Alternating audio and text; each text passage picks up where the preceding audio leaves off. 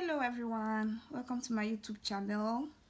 Today I'm going to be teaching you the fastest and easy way to bead fringes on fabric. We are making use of broken rice beads, gold broken rice bead today, and size 4 crystals coated navy blue. So all you need is your thread, a matching thread, your scissors, your tape, and your needle, your beading needle. This is size 9. So first thing first, knot the end of your thread. Make sure you knot it twice so that it does not pass through the bead you're going to use as a stopper. So here we go, guys. First off, pick a single bead, then pick a single crystal, then pick the length you would want, the length of the fringe you would want. This is the pattern I prefer to use today.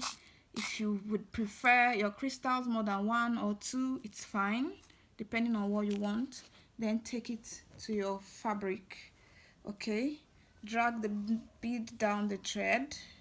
See here, take it to your fabric here, then put in the needle on the edge, then give it some space. If you want it close, then don't give too much space. If you want it a bit far, you know, as you want it, so make sure you do it like that. Here you go. This is a single fringe. So we are going to pick a second one. This time around is going to be the reverse, because we are going to be picking from the broken rice bead down to the crystals. So you pick the length of crystals, broken rice bead you would want. So make sure you measure it. Make sure they are the same length. As you can see, it's not up to. So I have to still pick 3 more. 3 more, yeah. Then pick your crystal once again. Then pick a single broken rice bead as your stopper. Then drag the bead down the thread. Then don't tighten it so it does not get loose. So just make it gentle, not too tight. Then you have to knot your thread close to the bead you use as a stopper. I hope you can see. If this is your first time coming across my video on YouTube, please hit the subscribe button for more beading tutorials. Make sure you knot this twice so that it does not pass through the bead.